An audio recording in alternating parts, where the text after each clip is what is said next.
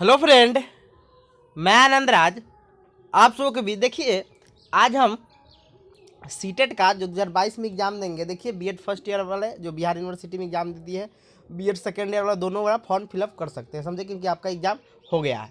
देखिए, इससे पहले हम सीटेट का जो पहला जो क्लास था वो था बच्चा एक समस्या समाधायक तथा वैज्ञानिक अन्वेषक रूप में। वो जो नहीं देखे होंगे जाके वीडियो देख लीजिएगा। देखिए, वो बहुत इंपॉर्टेंट टॉपिक है। उससे क्वेश्चन 2-3 एग्जाम में आता ही आता है आपके सीडीपी में। देखिए, सीडीपी का ही दूसरा क्लास, दूसरा सीरीज बोल सकते हैं, हम लेके आए हैं बाल केंद्रित शिक्षा एवं प्रगतिशील शिक्षा की अवधारणा। देखिए, ये भी आपके एग्जाम के लिए 2-3 नंबर का हर साल क्वेश्चन बनता है। यानी आपका समझिए 4 क्वेश्चन, आप 6 to 8 और 1 से 5 बढ़िएगा, 2-2 क्वेश्चन दोनों में पूछता है। तो समझिए आपके लिए बहुत इंपॉर्टेंट है। और देखिए, ये और इम्पोर्टेंट इसलिए हो जाता है क्योंकि मान लीजिए आप जहाँ टीचर बन के जाइएगा तो बच्चा को वहाँ बाल केंद्रित शिक्षा के अनुरूप, मतलब बालक के अनुरूप ही पढ़ाना होगा। उसकी रुचि, उसकी आवश्यकता के अनुरूप ही आपको पढ़ाना होगा। इसीलिए आपको बाल केंद्रित शिक्षा और प्रगतिशील शिक्षा सीखना बहुत जरूरी है, समझे। तो वही है concept of child centred and progressive education, समझे। तो वही चीज़ पढ़ना है हम लोग को, इसको ध्यान से पढ़िएगा। देखिए, आपका सीटेट में, सीडीपी में जितना भी टॉपिक है उस टॉपिक को पढ़ा देंगे। उसके बाद आपका सीटेट में आपका 25+ आपका नंबर आएगा। यानी 30 नंबर का क्वेश्चन रहता है, आपका 25, 26, 27 ऐसे नंबर आने लगेगा। आप खाली 1 मंथ आप पढ़ के देखिए। आप उसके बाद सीटेट, जब आपका सीडीपी बहुत अच्छा हो जाएगा तो आप उसके बाद देखिए सीडीपी ही मेन है, क्योंकि इससे आपका 90 नंबर तैयार होता है, समझे। तो सीडीपी को आप अच्छा से जब समझ जाइएगा तो आपको सीटेट एकदम आसान लगने लगा। जब सीडीपी आपको, जिस दिन आपको भारी लग रहा है तब तक आपको सीटेट नहीं निकलेगा, लेकिन जिस दिन आपको सीडीपी आसान लगने लगा, समझिए कि उस दिन के बाद आपका सीटेट समझिए निकल गया, समझे। तो इसीलिए सीडीपी को विशेष फोकस करके इसीलिए पढ़ाया जाता है। तो ये लिखा हुआ है, हम जानते हैं कि प्राचीन समय की शिक्षा प्रणाली शिक्षक केंद्रित थी। यानी पहले का जो शिक्षा व्यवस्था था वो शिक्षक यानी टीचर सेंटर्ड एजुकेशन था। यानी गुरुकुल में जो शिक्षा व्यवस्था था तो उसमें क्या था कि टीचर जो बोल दिया वो उसी के अनुसार सबको पढ़ना पड़ता था, समझे। तो वही कह रहा है कि हम जानते हैं कि प्राचीन समय की शिक्षा प्रणाली शिक्षक केंद्रित थी, लेकिन वर्तमान समय की शिक्षा प्रणाली बाल केंद्रित शिक्षा प्रणाली, यानी बालक की क्या आवश्यकता है, उसकी क्या रुचि है, उसकी क्या योग्यता है, उसके अनुसार पढ़ाया जाता है, समझे, जिससे सभी बालक इससे लाभान्वित होते हैं। तो वही कह रहा है कि लेकिन वर्तमान समय की शिक्षा प्रणाली क्या है, बाल केंद्रित शिक्षा प्रणाली है। फिर लिखा हुआ है, बाल केंद्रित शिक्षा प्रणाली के अंतर्गत बालक की रुचियाँ, प्रवृत्तियाँ तथा क्षमताओं को ध्यान में रखते हुए शिक्षा प्रदान की जाती है। देखिए, इसमें क्या किया जाता है कि बालक की जिसमें रुचि है, खेल में रुचि, उसी के अनुसार पढ़ाया जाता है। इसमें बालक को अवसर दिया जाता है कोई चीज़ सीखने के लिए, ज्ञान के निर्माण करने के लिए, समझ रहे हैं ना। तो वही कहा जा रहा है कि बाल केंद्रित शिक्षा प्रणाली के अंतर्गत बालक की रुचियाँ, प्रवृत्तियाँ तथा क्षमताओं को ध्यान में रखते हुए शिक्षा प्रदान की जाती है। फिर नोट में लिखा हुआ है कि भारतीय शिक्षाविद गिज्जू भाई की बाल केंद्रित शिक्षा के क्षेत्र में विशेष भूमिका रही है। यानी बाल केंद्रित शिक्षा के क्षेत्र में गिज्जू भाई की क्या थी, महत्वपूर्ण भूमिका रही थी। यानी पूछेगा आपसे क्वेश्चन कि भारत में बाल केंद्रित शिक्षा प्रणाली को लाने में किसका योगदान है, तो गिज्जू भाई का है। किसका योगदान है, गिज्जू भाई का है। फिर लिखा है, जॉन डीवी ने बाल केंद्रित शिक्षा का समर्थन किया था। पूछेगा किस मनोवैज्ञानिक ने बाल केंद्रित शिक्षा का समर्थन किया था, तो जॉन डीवी ने। किसने किया था, जॉन डीवी ने।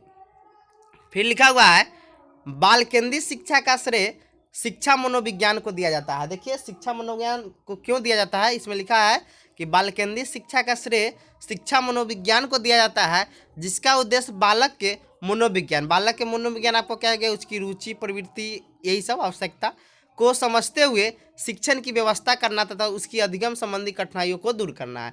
यानी बालक के क्या करना है कि उसकी रुचि के अनुसार पढ़ाना है, उसकी आवश्यकता के अनुसार पढ़ाते हुए पढ़ाना है तथा अधिगम संबंधी उसकी जो कठिनाई है उसको दूर करना है। तो वही कह रहा है, बाल केंद्रित शिक्षा का श्रेय किसको जाता है, आपको शिक्षा मनोविज्ञान को जाता है। देखिए, एक और चीज़ आपको मालूम होना चाहिए कि देखिए सीटेट में जो क्वेश्चन पूछता है तो देखिए क्वेश्चन से थ्योरी बनाया जाता है। थ्योरी से क्वेश्चन आपका नहीं बनेगा, आप क्वेश्चन के अनुसार ही थ्योरी बनाया जाता है कि उससे रिलेटेड आता है। इसीलिए क्वेश्चन इसमें ज़्यादा प्रैक्टिस कीजिएगा तो आपको ज़्यादा नंबर आएगा। तो हम जो थ्योरी जो जो इंपॉर्टेंट है, इसके बाद हम पियाजे, कोहलबर्ग और आपका वाइगोस्की पढ़ाएंगे, जो बहुत आप लोग के लिए वीवीआई है। वैसे ही आपका अधिगम अभिप्रेरणा है, वो सब बहुत ज़्यादा इंपॉर्टेंट है। फिर मूल्यांकन है। तो जो जो आपका इंपॉर्टेंट टॉपिक है उस सबको पढ़ाना बहुत ज़रूरी है, क्योंकि उससे आपका कॉन्सेप्ट क्लियर होगा। क्वेश्चन कितना भी आपको घुमाएगा तो आप वहाँ पर कन्फ्यूज नहीं होगी, समझे। तो वही चीज़ है, आगे लिखा हुआ है नोट में, बाल केंद्रित शिक्षा और प्रगतिशील शिक्षा में क्या मेन डिफरेंस क्या है। देखिए लिखा है कि बाल केंद्रित शिक्षा का केंद्र बिंदु बालक होता है, जिसमें बालक की रुचियाँ, क्षमताएं, प्रवृत्तियों को ध्यान में रखा जाता है। और प्रगतिशील शिक्षा का एकमात्र उद्देश्य क्या है, बालक का सर्वांगीण विकास करना। क्या है कि बालक का हमको कैसे भी सर्वांगीण, देखिए दोनों एक सिक्के के पहलू, मतलब एक सिक्के के मतलब दो पहलू है, समझे। प्रगतिशील शिक्षा और बाल केंद्रित शिक्षा दोनों आपको कोरिलेट ही मिलेंगे। इसमें बालक को हमको फायदा कैसे पहुंचाना है, इतना चीज याद रखिएगा।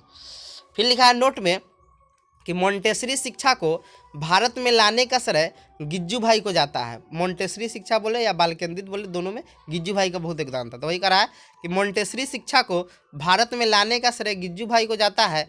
इन्होंने ही 1920 ईस्वी में बच्चों के लिए पूर्व प्राथमिक स्कूल खोला, जिसे बाल मंदिर कहते हैं। पूछेगा कि बाल मंदिर का निर्माण किसने किया था, स्कूल था तो गिज्जू भाई ने। कब किया था, 1920 में। या किस क्लास के लिए था, पूर्व प्राथमिक स्कूल था, समझे। फिर लिखा है कि बाल केंद्रित में व्यक्तिगत निरीक्षण करके प्रत्येक बालक की कठिनाइयों को दूर किया जाता है। देखिए बाल केंद्रित शिक्षा में क्या किया जाता है कि समूह में भी शिक्षा दिया जाता है और व्यक्तिगत भी दिया जाता है। पहले समूह में पढ़ा दिया जाता है, फिर जिसको दिक्कत होता है व्यक्तिगत जाके उसका मतलब समस्या को मतलब समाधान किया जाता है। तो वही करा है कि बाल केंद्रित में व्यक्तिगत निरीक्षण करके प्रत्येक बालक की कठिनाइयों को दूर किया जाता है। फिर लिखा है बाल केंद्रित शिक्षा बाल मनोविज्ञान पर आधारित है। कैसे आधारित है देख लीजिए यहाँ पर कि बाल मनोविज्ञान शिक्षक को बालकों के व्यक्तिगत भेदों से परिचित कराता है और यह बताता है कि उनमें रुचि, स्वभाव तथा बुद्धि आदि की दृष्टि से भिन्नता पाई जाती है। अतः शिक्षक मंद बुद्धि, समान बुद्धि तथा कुशांग बुद्धि वाले बालकों में भेद करके उन्हें उसकी योग्यता के आधार पर शिक्षा देते हैं। यानी कहने का मतलब हुआ कि मान लीजिए आप कोई बहुत मतलब मंदबुद्धि बालक है तो उसको उसी अनुसार उसको पढ़ाएगा। मान लीजिए एक बार में समूह में पढ़ाया, उसको समझ नहीं है तो क्या करेगा, उसको व्यक्तिगत जाकर मतलब क्या करेगा कि उसको बाल मनोविज्ञान का पता रहेगा, तब ना वो मतलब अंतर कर पाएगा कि कौन मंदबुद्धि बालक है, कौन कुशांग बुद्धि है, कौन समान बुद्धि का है। तो वही कह रहा है कि बाल मनोविज्ञान शिक्षक को बालक के व्यक्तिगत भेदों से परिचित कराता है और यह बताता है कि उनमें रुचि, स्वभाव तथा बुद्धि आदि की दृष्टि से भिन्नता पाई जाती है। अतः शिक्षक मंदबुद्धि, समान बुद्धि तथा कुशांग बुद्धि वाले बालकों में भेद करके उन्हें उसकी योग्यता के आधार पर शिक्षा देता है।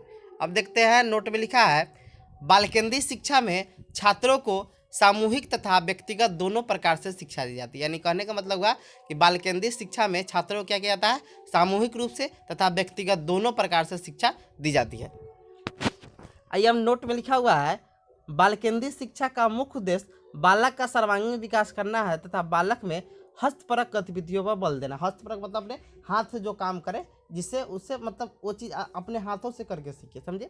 तो ये लिखा है कि बाल केंद्रित शिक्षा का मुख्य उद्देश्य बालक का सर्वांगीण विकास करना तथा बालक में हस्तपरक गतिविधियों पर बल देना है। फिर नोट में लिखा है बाल केंद्रित शिक्षा पूर्णतः मनोवैज्ञानिक है, यानी इसमें रुचि आवश्यकता बालक पर ध्यान दिया जाता है। तो ये कह रहा है कि बाल केंद्रित शिक्षा क्या पूर्णतः मनोवैज्ञानिक है।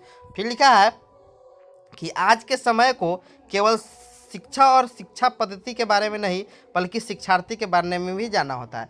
देखिए इसीलिए बाल केंद्रित शिक्षा में क्या है कि देखिए शिक्षा और शिक्षा पद्धति के बारे में नहीं, हमको शिक्षार्थी के बारे में जानना है। इसीलिए अच्छा टीचर वही है जो शिक्षार्थी के बारे में जाने, कि क्या हो सकता है, उसकी क्या रुचि है, उसके अनुसार शिक्षण कराए, वही अच्छा टीचर है आज के समय में, समझे। आप में कितना नॉलेज है ये इम्पोर्टेंट नहीं है, अब बच्चा को कितना ज़्यादा प्रभावित करते हैं ये इम्पोर्टेंट है, समझे।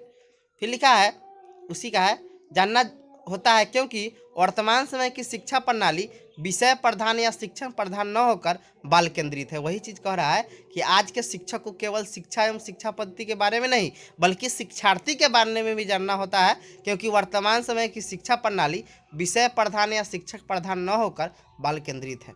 फिर लिखा है बाल केंद्रित शिक्षा प्रणाली में इस बात का महत्व नहीं दिया जाता है कि शिक्षक कितना ज्ञानी, आकर्षक और गुण युक्त है, बल्कि इस बात का महत्व दिया जाता है कि शिक्षक बालक के व्यक्तित्व का कहाँ तक विकास कर सकता है। ये चीज़ हम पहले भी आपको बताए थे कि कितना प्रभावित कर सकते हैं, व्यक्तित्व को उसको कितना प्रभावित करता है, वो अपने और कितना अट्रैक्ट कर सकता है, समझे। तो ये चीज़ है, तो वही करता है कि बाल केंद्रित शिक्षा प्रणाली में इस बात का महत्व नहीं दिया जाता है कि शिक्षक कितना ज्ञानी, आकर्षक और गुणयुक्त है, बल्कि इस बात का महत्व दिया जाता है कि शिक्षक बालक के व्यक्तित्व को कहाँ तक विकास कर पाता है। अब देखते हैं बाल केंद्रित शिक्षा की विशेषताएं। लिखा है बाल केंद्रित शिक्षा में शिक्षा का केंद्र बिंदु कौन होता है? बालक। तो बालक के अनुसार ही हमको पढ़ाना है, समझे। दूसरा आपका है बाल केंद्रित शिक्षा में बालक की मनोविज्ञान के अनुरूप शिक्षण व्यवस्था की जाती है। माने बाल मनोविज्ञान आपको पहले ही बताया कि उन्हीं से शिक्षण व्यवस्था की जाती है। तीसरा आपका है कि बाल केंद्रित शिक्षा में अधिगम संबंधी कठिनाइयों को दूर किया जाता है, यानी अधिगम संबंधी जो कठिनाई होगा बालक का उसको दूर किया जाता है। फिर आपका है कि बाल केंद्रित शिक्षा में बच्चों की समस्याओं को दूर करने के लिए निदानात्मक एवं उपचारात्मक शिक्षण किया जाता है। यानी निदानात्मक उपचारात्मक क्या होता है, देखिए सिंपल बता देते हैं। मान लीजिए आप डॉक्टर के पास गए, डॉक्टर मान लीजिए आपको फीवर हुआ और डॉक्टर के पास आप गए, तो डॉक्टर के पास बोले तो डॉक्टर आपको टेस्ट के लिए बोला कि किस कारण से आपको फीवर है, वो आपका निदानात्मक हो गया। यानी बच्चा किस कारण से उसको समस्या है, उस समस्या को पता करने के लिए निदानात्मक शिक्षण किया जाता है। और उपचारात्मक शिक्षण क्या किया जाता है, जब आपका टेस्ट आ गया और पता चल गया कि इस कारण से आपका मतलब फीवर है, डॉक्टर के पास गए और पता चल गया कि इस कारण से आपको दिक्कत है, तो जो उपाय किया जाता है उपचारात्मक, उसको बोलते हैं उपचारात्मक शिक्षण। यानी जो डॉक्टर आपको दवा देगा वो उपचारात्मक शिक्षण हो गया, समझे। इसमें आपको कोई दिक्कत नहीं होगा। निदानात्मक मतलब पता लगाना क्या किस कारण से हो रहा है, उपचारात्मक मतलब उस चीज़ को ठीक करने के लिए जो चीज़ किया जाता है उसको उपचारात्मक बोला जाता है, समझ गए होंगे। अब देखते हैं आगे, चौथा लिखा हुआ है कि बाल केंद्रित शिक्षा में व्यक्तिगत विभिन्नता पर बल दिया जाता है। मतलब प्रत्येक बालक पर मतलब इस पर ध्यान दिया जाता है। व्यक्तिगत मतलब व्यक्तिगत विभिन्नता, इंडिविजुअल डिफरेंस, यानी प्रत्येक बालक की समस्या को समाधान किया जाता है। फिर है बाल केंद्रित शिक्षा में सामूहिक तथा व्यक्तिगत दोनों शिक्षा दी जाती है। पहले एक बार में सामूहिक शिक्षा दे देगा, बाद में जिसको समझ नहीं है उसको व्यक्तिगत रूप से समझाया जाता है। अब देखते हैं बाल केंद्रित शिक्षा में पाठ्यक्रम का स्वरूप। लिखा है, हम जानते हैं कि बाल केंद्रित पाठ्यक्रम में विद्यार्थी को शिक्षा प्रक्रिया का केंद्र बिंदु माना जाता है। बालक की रुचियाँ, आवश्यकता, योग्यताओं को आधार पर पाठ्यक्रम का निर्माण किया जाता है। लिखा है, बाल केंद्रित शिक्षा के अंतर्गत पाठ्यक्रम का स्वरूप निम्नलिखित प्रकार से होना चाहिए। पहला है पाठ्यक्रम पूर्व ज्ञान पर आधारित होना चाहिए। बालक के पूर्व ज्ञान पर आधारित होना। जैसे मान लीजिए आपको कोई चीज़ पढ़ा रहे हैं नया चीज़, तो आप बालक के पूर्व ज्ञान से कोरिलेट करके पढ़ाइए, यानी प्रीवियस नॉलेज से, समझे। फिर दूसरा है पाठ्यक्रम बालक की रुचि के अनुसार होना चाहिए, उसकी रुचि के अनुसार होना चाहिए। तीसरा आपका है कि पाठ्यक्रम परिवर्तनशील एवं लचीला होना चाहिए। जब मन आप उसमें परिवर्तन कर सकते हैं, और लचीला यानी न कठोर न आसान ज़्यादा होना चाहिए। फिर लिखा है पाठ्यक्रम जीवनो उपयोगी होना चाहिए, मतलब उसके जीवन में उसका उपयोग होना चाहिए। फिर है पाठ्यक्रम वातावरण के अनुसार होना चाहिए। मान लीजिए आप लड़का सब हिंदी जानता है, आप वहाँ पर इंग्लिश का सब चीज़ दे दीजिएगा तो वहाँ भी दिक्कत हो जाएगा। नहीं, वातावरण के अनुसार चाहे जो शब्द उस एरिया के लिए है उसी शब्द का प्रयोग कीजिए, समझ रहे हैं ना। तो वही चीज़ कह रहा है कि पाठ्यक्रम वातावरण के अनुसार होना चाहिए। पाठ्यक्रम क्रियाशीलता के सिद्धांत के अनुसार, उसमें क्रियाशीलता कोई वर्क करने के लिए उसमें रहना चाहिए, क्रियाशीलता पर एक्टिविटी बेस्ड होना चाहिए। फिर है पाठ्यक्रम व्यक्तिगत विभिन्नता के आधार पर होना चाहिए, समझे। फिर लिखा है पाठ्यक्रम राष्ट्रीय भावना को विकसित करने वाला होना चाहिए, नहीं राष्ट्रीय एकता को मतलब भावना को विकसित करने वाला होना चाहिए। अब देखते हैं बाल केंद्रित शिक्षण के सिद्धांत। पहला लिखा है बाल केंद्रित शिक्षण के प्रमुख सिद्धांत निम्न है। पहला है प्रेरणा का सिद्धांत। देखिए लिखा हुआ है, बालकों को प्रेरित करने के लिए उन्हें महापुरुषों की जीवन कथा, वैज्ञानिकों योगदान इत्यादि के बारे में बताकर उन्हें प्रेरित करना चाहिए। कहानी एवं कविता के माध्यम से भी बालकों को प्रेरित किया। देखिए प्रेरित करने का मतलब हुआ कि आप ऐसा मोटिवेशनल कोई चीज़ बताइए जिससे बच्चा क्या हो कि मोटिवेट हो जाए। जैसे आप वैज्ञानिक को बोल दिए APJ अब्दुल कलाम का बहुत योगदान है, मतलब फिर उसके बाद महात्मा गांधी, सुभाष चंद्र बोस, ये सबका मतलब आप नाम बताइए जिससे वो मोटिवेट होगा, समझे। फिर दूसरा है चयन का सिद्धांत। लिखा है बालकों की योग्यता के अनुरूप ही विषय वस्तु का चयन करना चाहिए। उसमें रहता है कि बच्चा जिस क्षेत्र मतलब पढ़ना चाहता है उसी के अनुसार चयन कर सकता है। तीसरा आपका है सर्वांगीण विकास का सिद्धांत। लिखा है बालकों में उसके सभी पक्षों को सामाजिक, सांस्कृतिक, चारित्रिक, शारीरिक विकसित करने के बल देना चाहिए, जिससे बच्चा का सर्वांगीण विकास हो। यानी कह रहा है कि बालकों में उसके सभी पक्षों को, जैसे सामाजिक, सांस्कृतिक, सब पक्ष का विकास करने के लिए बल देना चाहिए। फिर आपका आगे लिखा है व्यक्तिगत विभिन्नता का सिद्धांत। प्रत्येक बालक की बुद्धि लब्धि अलग अलग होती है, अतः शिक्षक को शिक्षा देते समय व्यक्तिगत विभिन्नता का ध्यान रखना चाहिए। फिर अगला आपका है क्रियाशीलता का सिद्धांत। लिखा है इस सिद्धांत में बालक को क्रियाशील रहकर ज्ञान प्रदान करें, यानी बच्चा को एक्टिविटी बेस्ड मतलब एजुकेशन देना चाहिए, यानी उसको बोलना चाहिए करके सीखो। फिर आपका छठा है लोकतांत्रिक सिद्धांत, यानी इस शिक्षक को सभी छात्रों को एक समान दृष्टिकोण से देखना चाहिए, न कि भेदभावपूर्ण तरीके से। प्रश्न पूछने या उत्तर देने के संदर्भ में शिक्षक को भेदभाव नहीं करना चाहिए। फिर आपका फिर आपका है व्यक्तिगत अभिरुचि का सिद्धांत। लिखा है बालकों को यदि उनकी रुचि के अनुसार शिक्षण मिलेगा तो पढ़ने के प्रति जागरूक एवं उत्सुक होंगे। फिर आपका 8वां है कि निश्चित उद्देश्य का सिद्धांत। लिखा है सबसे पहले बालक का एक निश्चित उद्देश्य निर्धारित करके कर देना चाहिए और यदि वही उद्देश्य को ध्यान में रखते हैं तो क्रियाएं करवाना चाहिए। यानी उद्देश्य को निर्धारित कर दे, बच्चा जिस क्षेत्र में जाना चाहता है उसी के अनुरूप वो पढ़ेगा। अब नोट में लिखा हुआ है बाल केंद्रित शिक्षा में शिक्षक की भूमिका बालकों के सहयोगी तथा मार्गदर्शक के रूप में होता है। देखिए ये चीज़ हम याद रखिएगा, पूछेगा कि बाल केंद्रित शिक्षा में शिक्षक की भूमिका कैसी होती है, बालक का सहयोगी तथा मार्गदर्शक के रूप में। फिर लिखा हुआ है अब कि बाल केंद्रित शिक्षा में शिक्षक के मार्गदर्शन के बिना शिक्षा अधूरी हो जाती है। यदि विद्यालय में कोई विद्यार्थी विलम्ब से आता है तो शिक्षक को उस विद्यार्थी से विलम्ब के आने का कारण पूछना चाहिए, न कि बिना कारण जाने दंड देना चाहिए। यानी कह रहा है कि देखिए बाल केंद्रित शिक्षा में क्या है कि देखिए शिक्षक केंद्र में क्या था, पहले भी आप देखते होंगे कि बिना काम के टीचर लोग मार देते, लेकिन अभी कारण पूछा जाता है कि किस कारण से आप लेट आए हैं, तब उसके बाद उसको दंड या जो भी चीज़ देना रहता है दिया जाता है। अब देखते हैं प्रगतिशील शिक्षा। देखिए लिखा हुआ है एकदम सेम चीज़ वही है। प्रगतिशील शिक्षा क्या होता है कि उसको ज्ञान का सृजन किया जाता है, ये भी वही सेम है, प्रोग्रेसिव एजुकेशन। लिखा है प्रगतिशील शिक्षा का जन्मदाता या पिता जॉन डीवी को माना जाता है। इसमें प्रोजेक्ट वर्क करवाया जाता है, इसमें भी क्रियाशीलता पर सिद्धांत पर इस पर भी बल दिया जाता है, समझे। तो वही कह रहा है कि प्रगतिशील शिक्षा के जन्मदाता या पिता जॉन डीवी को माना जाता है। प्रगतिशील शिक्षा का सबसे प्रमुख उद्देश्य बालक का सर्वांगीण विकास करना है। फिर लिखा है प्रगतिशील शिक्षा के अंतर्गत परियोजना या प्रोजेक्ट विधि, समस्या विधि तथा क्रियाकलाप विधि पर जोर दिया जाता है। यानी इसमें बच्चा को मतलब करने पर बोलता, कोई चीज़ आप अपने से कीजिए। यानी आपको जैसे हो गया परियोजना यानी प्रोजेक्ट वर्क दिया जाता है, आप ये चीज़ बना के लाइए। फिर आपका समस्या समाधान विधि, कोई समस्या दिया जाता है उसका समाधान आप कीजिए। क्रियाकलाप आप कोई एक्टिविटी बेस पढ़ाया जाता है। तो वही करा है कि प्रगतिशील शिक्षा के अंतर्गत परियोजना या प्रोजेक्ट विधि, समस्या विधि तथा क्रियाकलाप विधि पर जोर दिया जाता है। फिर लिखा है प्रगतिशील शिक्षा प्रणाली को विकसित करने में अमेरिकी मनोवैज्ञानिक जॉन डीवी का विशेष योगदान था, याद रखिए। फिर लिखा है जॉन डीवी द्वारा समर्थित लैब विद्यालय प्रगतिशील विद्यालय का उदाहरण है। एक लैब विद्यालय था जो उसका समर्थन किए थे, किसका उदाहरण है, प्रगतिशील विद्यालय का उदाहरण है। फिर लिखा है प्रगतिशील शिक्षा निम्न प्रकार के होते हैं, कौन कौन इसमें आता है। पहला है मोंटेसरी शिक्षा। लिखा है प्रसिद्ध इटालियन डॉक्टर मारियन मोंटेसरी ने मोंटेसरी शिक्षा प्रणाली की नींव रखी थी। मारिया मोंटेसरी ने बताया कि बच्चे ज्ञान इंद्रिय जो हमारा 5 सेंस ऑर्गन होता है, नाक, कान, त्वचा, आँख और जीभ द्वारा विश्लेषण और पर्यवेक्षण द्वारा सीखते हैं। दूसरा आपका है मानवतावादी शिक्षा। मानवतावादी शिक्षा सामाजिक अंतःक्रिया के माध्यम से सीखने पर बल देता है। यानी आदमी से ज़्यादा का आप अंतःक्रिया कीजिए जिसे सीखिएगा। यह शिक्षा बच्चों में आलोचनात्मक सोच एवं तार्किक कौशल को विकसित करता है। यानी आलोचनात्मक कोई चीज़ के आंसर है तो क्यों इसका आंसर है, समझे। तो वही कह रहा है कि यह शिक्षा बच्चों में आलोचनात्मक सोच एवं तार्किक कौशल, तार्किक मतलब तर्क करने का, तार्किक कौशल को विकसित करता है। फिर लिखा मानवतावादी शिक्षा का केंद्र बिंदु कला एवं सामाजिक विज्ञान होता है। नहीं आप कैसे किसी को अपने कला से बातचीत कीजिएगा, वही चीज़ है कि मानवतावादी शिक्षा का केंद्र बिंदु कौन होता है, कला एवं सामाजिक विज्ञान होता है। समाज में आप कैसे मिलिएगा किसी से।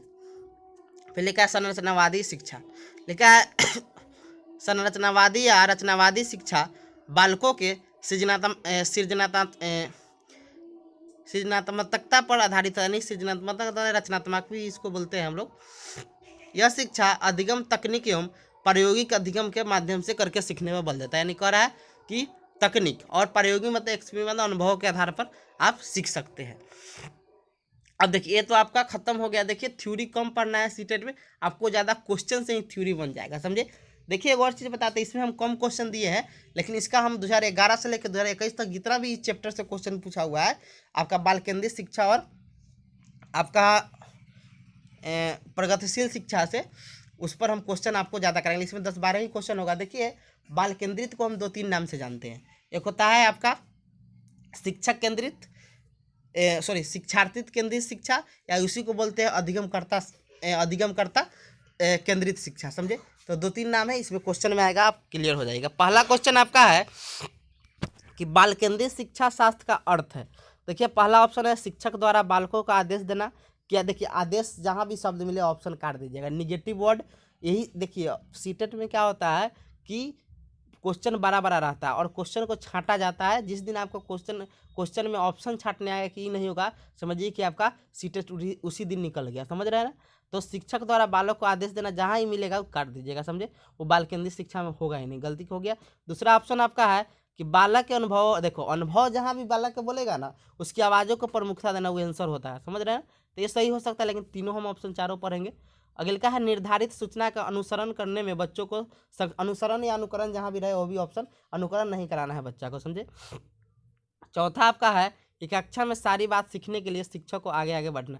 तो ये बाल केंद्रित का हुआ नहीं, ये तो हो गया शिक्षक केंद्रित का हो गया। तो इसका ऑप्शन कौन हो जाएगा आपका, 2 नंबर हो जाएगा कौन, कि बच्चों के अनुभव और उनकी आवाज़ को प्रमुखता देना, समझे। दूसरा है आपका अधिगमकर्ता केंद्रित विधि का आशय क्या। अधिगमकर्ता यानी अधिगम कौन करता है, बालक ही न करता है, यानी सीखता कौन है, बालक। तो वही चीज़ कर रहा है कि अधिगमकर्ता केंद्रित विधि, वही आपका बाल केंद्रित शिक्षा का ही दूसरा नाम है। इसका शिक्षार्थी केंद्रित भी दे सकता है, समझे। तो ये कह रहा है कि अधिगमकर्ता केंद्रित विधि का आशय है, पहला ऑप्शन है कि शिक्षक अधिगमकर्ता के स्वयं निष्कर्ष निकाल सकते हैं। दूसरा है कि परंपरागत व्याख्यात्मक विधियाँ। तीसरा आपका है उन विधियों का अपनाना जिसमें शिक्षा मुख्य करता हो। और चौथा है वे विधियाँ जहाँ अधिगम के अधिगमकर्ता की अपनी पहल और प्रयास, सब अपनी पहल मतलब अपने से वो सीखते होंगे, समझे। तो इसमें आपका सबसे अच्छा ऑप्शन कौन हो गया, आपका डी नंबर हो गया कि वे विधियाँ जहाँ अधिगम में सीखने में अधिगमकर्ता की यानी विद्यार्थी की यानी छात्र की अपनी पहल, अपने से सीखने का पहल कर रहे हैं, अपनी पहल तथा प्रयास सम्मिलित हो, यानी क्रियाशील हो, अपने से सीखने का प्रयास करो। देखिए पहला ऑप्शन का है नहीं होगा, इसमें कह रहा है इधर शिक्षक केंद्र और कि स्वयं वो निष्कर्ष निकालते हैं, तो ये ऑप्शन नहीं होगा। दूसरा परंपरागत मतलब जो पहले से चलते आ रहा है, तो ये भी आपका नहीं होगा। उन विधियों का अपना शिक्षा का मुख्य, ये भी आपका नहीं होगा। तो कौन आपका हो जाएगा, डी नंबर ऑप्शन हो जाएगा, समझे। फिर आपका अगला तीसरा नंबर क्वेश्चन है कि बाल केंद्रित शिक्षा शास्त्र का अर्थ है बच्चों को नैतिक शिक्षा देना। देखिए सीटेट में चारों ऑप्शन आपको सही लगा, लेकिन उसमें आपको सबसे बेटर ऑप्शन चुनना है। दूसरा ऑप्शन है आपका कि बच्चों को शिक्षा का अनुगमन और अनुसरण करने के लिए कहना। देखिए बोले ना अनुकरण जहाँ भी रहेगा तो नहीं ऑप्शन होगा, तो ये ऑप्शन आप काट सकते हैं, समझे।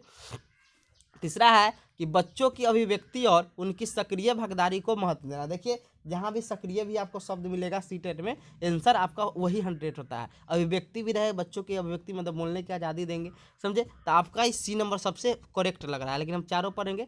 और बच्चा डी नंबर आपका है कि बच्चों को पूर्ण रूप से देखिए पूर्ण रूप भी जहाँ रहेगा एकदम फिक्स जहाँ रहेगा ये चीज़ होगा, तो वो भी आपका सीटेट में ऑप्शन नहीं होता है। तो पूर्ण उन वाला जहाँ भी सब संपूर्ण मिले, पूर्ण मिले, ऑप्शन निगेटिव वर्ड में चल जाता है। ये भी आपका कट गया। आपका ये भी देखिए नैतिक दे सकते हैं, लेकिन उतना बेटर ऑप्शन नहीं है। आपका बी नंबर भी कट जाएगा, बच जाएगा आपका कौन, सी नंबर, कि बच्चों की अभिव्यक्ति और उनकी सक्रिय भागीदारी को महत्व देना। फिर अगला चौथा क्वेश्चन है कि बच्चों में ज्ञान की रचना करने और अर्थ का निर्माण करने की क्षमता होना, इस परिप्रेक्ष्य में एक शिक्षक की भूमिका क्या होती है। पहला ऑप्शन है संप्रेषक तथा व्याख्यात्मक रूप में व्याख्या करने वाला होगा, तो वो भी ऑप्शन कट जाएगा। तो पहला ऑप्शन तो एनती आपका कट गया। दूसरा ऑप्शन है सुगमकर्ता के रूप में, सही हो सकता है। तीसरा आपका निर्देशक के रूप में, चौथा है तालमेल बैठाने वाला। तो इसमें सबसे जो बेटर आपका ऑप्शन है वो आपका सुगमकर्ता के रूप में, यानी सुगमकर्ता पता है ना कि सुगमकर्ता उसको हेल्प करने वाला होना चाहिए ज्ञान के निर्माण में। पांचवा क्वेश्चन आपका है कि बाल केंद्रित शिक्षा के संदर्भ में निम्नलिखित कथनों में से कौन सा कथन असत्य है, असत्य बोल रहा है। पहला है कि इस शिक्षा के अंतर्गत शिक्षा का केंद्र बिंदु बालक होता है, एकदम सही बात है। दूसरा है इस शिक्षा में व्यक्तिगत शिक्षण को भी महत्व दिया जाता है, ये भी सही बात है। इस शिक्षा के अंतर्गत हस्तपरक गतिविधियों पर बल दिया जाता है, ये भी सही है। फिर अगला है कि जॉन डीवी ने बाल केंद्रित शिक्षा का समर्थन नहीं किया था। बाल केंद्रित शिक्षा का समर्थन जॉन डीवी ने किया था, तो आपका यही क्या हो जाएगा, सही हो जाएगा। मतलब गलत बोल रहा है, सत्य बोल रहा है, तो यही आपका क्या गलती दिया हुआ है, 4 नंबर।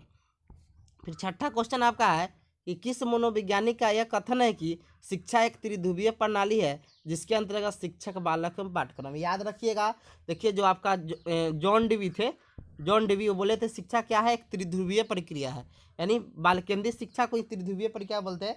वही बोले थे जॉन डीवी कि जो शिक्षा होता है वो त्रिध्रुवीय प्रक्रिया, यानी बाल केंद्रित शिक्षा का समर्थन किए थे। और आपका जॉन एडम्स थे, ये द्विध्रुवीय प्रक्रिया शिक्षा को बताते हैं जिसमें शिक्षक और छात्र होना चाहिए थे, ये बताए हुए थे। कि शिक्षक केंद्रित शिक्षा का समर्थन किए थे। तो याद रखिएगा, बाल केंद्रित शिक्षा का समर्थन पूछेगा कौन, जॉन डेवी, और शिक्षक केंद्रित शिक्षा का पूछेगा आपसे समर्थन कौन किए थे, तो जॉन एडवर्ड्स, जिसमें बताया था कि शिक्षा द्विध्रुवीय प्रक्रिया, जिसमें छात्र और क्या होता है, शिक्षक होता है, और ये बताए थे छात्र, शिक्षक और पाठ्यक्रम। अब देखते हैं आपका 8 नंबर क्वेश्चन है कि बाल केंद्रित शिक्षा का समर्थन निम्नलिखित में किस विचारक द्वारा किया गया था। तो किस विचारक के द्वारा किया गया था अभी हम बताए हैं, तो जॉन डेवी। फिर आपका क्वेश्चन है 8वां कि बाल केंद्रित शिक्षा के क्षेत्र में निम्नलिखित में किस भारतीय शिक्षाविद की भूमिका सर्वाधिक उल्लेखनीय है। आपका कौन है, गिज्जू भाई है। कौन है आपका, गिज्जू भाई है। 9 नंबर क्वेश्चन आपका है कि एक बाल केंद्रित शिक्षा कक्षा में बच्चे समानते सीखते हैं। तो कैसे सीखते हैं, आपको बताया है, व्यक्तिगत रूप से भी सीखते हैं और सामूहिक रूप से, दोनों रूप से सीखते हैं, समझे। फिर आपका है क्वेश्चन कि अब देखिए यहाँ पर व्यक्तिगत दिया है, सामूहिक भी दिया है, तो अलग अलग दिया है, लेकिन सबसे बेटर आपका कौन, बी नंबर हो जाएगा। दोनों दिया है, व्यक्तिगत और सामाजिक रूप से, दोनों रूप से। फिर आपका 10 नंबर क्वेश्चन है कि वर्तमान समय में बाल केंद्रित शिक्षा पर जोर दिया जाता है, निम्नलिखित में से कौन सी बाल केंद्रित शिक्षा की विशेषता नहीं है। पहला आपका है बालक का सर्वांगीण विकास करना है, बिल्कुल सही दिया है। बालक के मनोविज्ञान को समझना, बिल्कुल सही बात है। तीसरा है बालक को केवल, देखिए सीटेट में जहाँ भी आपके ऑप्शन में केवल मिल गया ऑप्शन, वो गलत हो जाता है। देखिए ये सब चीज़ आप नोट कर भी सकते हैं, जो चीज़ें हम बोलेंगे ना कि ये चीज़ नहीं होगा, तो वो चीज़ को आप निगेटिव वर्ड में नोट कर लीजिएगा, समझे। पॉजिटिव भी बताएंगे कि आपका प्रोत्साहन दिया रहता है, ये सब रहता है, तो सब पॉजिटिव वर्ड होता है, तो वो सब आप नोट कर लीजिएगा। तो जहाँ भी आपको केवल मिले सीटेट में ऑप्शन, वो होवे नहीं करता है। तो ये भी आपका कट गया, तो बच गया कौन आपका, यही आपका क्या हो गया कि आंसर हो जाएगा, क्योंकि असत्य बोल रहा है। ये भी होगा आंसर कि बालक के मनोविज्ञान का समझते हुए उसकी समस्या को, तो कहते ये भी आपका सही है। तो कौन आपका नहीं बोल रहा है, कौन विशेषता नहीं है, तो आपका कौन हो जाएगा, यही आपका सी नंबर हो जाएगा कि ये विशेषता बाल केंद्रित का नहीं है। अगला क्वेश्चन 11 नंबर है कि एक प्रगतिशील कक्षा में अध्यापक को अटल पाठ्यक्रम का पालन, का अटल मतलब जो है वही चीज़ पर, तो लचीला ना पाठ्यक्रम था, तो ये गलत हो जाएगा। दूसरा है विद्यार्थियों में प्रतिस्पर्धा, देखिए कंपटीशन विद्यार्थी में कबो नहीं करना है, जहाँ भी प्रतिस्पर्धा रहे तो वो भी ऑप्शन कट जाता है, तो ये भी आपका गलत हो गया। तीसरा आपका है ज्ञान की संरचना के लिए प्रचुर मौके प्रदान, मतलब ज्ञान के निर्माण जब करेंगे तो उनको प्रचुर मतलब बहुत ज़्यादा मौका देना चाहिए, समझ रहे हैं। तो यही चीज़ आपका हो जाएगा, आंसर यही हो जाएगा, ज़्यादा तो यही लग रहा है। फिर अंक भी जहाँ भी रहे वो भी ऑप्शन कट जाता है, समझे, तो आपका सी नंबर ऑप्शन हो जाएगा। ये 12 नंबर देखते हैं, लिखा है एक प्रगतिशील कक्षा में शिक्षण अधिगम प्रक्रिया के दौरान अधिगमकर्ता का मूल्यांकन बच्चों के अधिगम में सहायक है। दूसरा है बच्चों के अधिगम प्रक्रिया में रुकावट भी जहाँ रहे वो भी क्या हो जाएगा, गलत हो जाएगा। तीसरा आपका है कि अभिभावकों को प्रतिपुष्टि देने में प्रयोजक से बेहद सफल, कम सफल एवं असफल विद्यार्थी को पहचानने में सहायक होता है। तो ये भी आपका नहीं होगा, तो कौन आपका हो जाएगा कि मूल्यांकन क्या है, बच्चों के अधिगम में क्या है, सहायक है। तो ऑप्शन क्या हो जाएगा आपका, ए नंबर ऑप्शन इसमें हो जाएगा कि एक प्रगतिशील कक्षा में शिक्षण अधिगम प्रक्रिया के दौरान अधिगमकर्ता का मूल्यांकन क्या होता है कि बच्चों के अधिगम में क्या होता है, सहायक होता है, उससे बहुत ज़्यादा फायदा भी होता है। फिर आपका है 21 नहीं होगा, मतलब यहाँ पर नंबरिंग गलत हो गया है, 11 के बाद 12, 12 के बाद 13 होगा।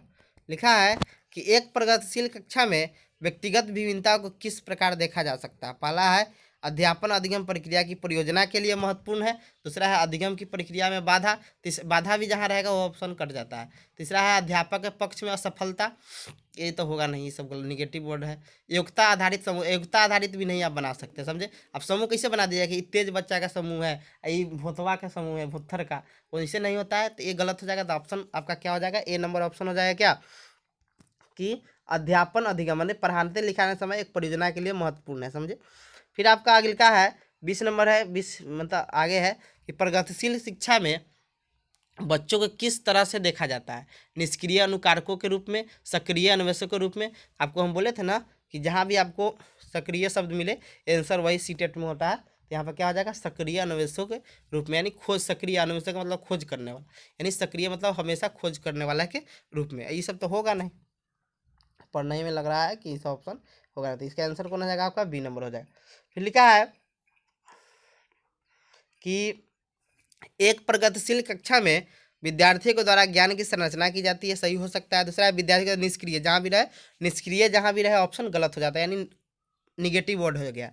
तीसरा आपका है कि विद्यार्थी के द्वारा ज्ञान को उसी रूप में दोहराया जाना, ये तो हो गया कि मास्टर वाला, ये तो शिक्षक केंद्रित होगा, उसी रूप में दोहराएगा तो शिक्षक केंद्रित होगा, ये भी आपका ऑप्शन कट गया। चौथा है शिक्षक के निर्देशों के अनुसार विद्यार्थी के द्वारा ज्ञान का अनुसरण करना, अनुसरण वही दे दिया है, अनुस्मरण करना तो ये भी गलत हो गया। निर्देश उद्देश का जहाँ भी शब्द मिले वो सब क्या है कि आपका गलत हो जाता है। तो ऑप्शन आपका क्या हो गया कि विद्यार्थी द्वारा ज्ञान की संरचना करना। हमने अपने ज्ञान की संरचना करते हैं, नहीं निर्माण करते हैं खोज कर। फिर आपका है क्वेश्चन कि निम्नलिखित में कौन सा प्रगतिशील शिक्षा की अवधारणा के बारे में प्रमुख है। पहला है प्रत्येक बच्चे की क्षमता एवं संभावना में विश्वास करना। दूसरा है मानक निर्देशन एवं मूल्यांकन। मानक मतलब फिक्स है वो चीज़, तो ये नहीं होगा, ऑप्शन ये भी कट जाएगा। बाह्य प्रेरणा तथा एकरूप मूल्यांकन मापदंड, ये भी गलत है, एकरूप मूल्यांकन नहीं करना है। और पाठ्यपुस्तक केंद्रीय अधिगम, तो पाठ्यपुस्तक वाला भी नहीं होगा। तो ऑप्शन आपका क्या आता है कि प्रत्येक बच्चे की क्षमता एवं संभावना पर विश्वास करना। समझे। अब आपका खत्म हो गया, इतने क्वेश्चन था। अब देखिए आपका ये चीज़ हो गया, इसको आप किताब के बारे में आज ही हम बताएंगे आपको, और किताब वही लीजिएगा, उससे प्रैक्टिस कीजिएगा, हम भी क्वेश्चन करवाएंगे। और आप 1 महीना में देखिएगा आपका सीडीपी इतना मजबूत हो जाएगा कि आपको उससे सीडीपी तो मजबूत होगा, उससे आपका अदर सब्जेक्ट भी मजबूत होगा। क्वेश्चन बनाइएगा तो समझे। अब मान लीजिए अब मैथ में जो विषय वस्तु से क्वेश्चन पूछता है तो उसमें तो सीडीपी काम नहीं देगा, लेकिन जो 15 नंबर का आपका जाए उसमें तो आपका सीडीपी ही काम देगा। समझ रहे हैं ना। तो इसीलिए सीडीपी को अच्छा से पढ़ लीजिए। आप 1 महीना पढ़िए, 1 महीना में देखिए आपको 25 नंबर के समथिंग में आने लगेगा। समझे। तो थैंक यू।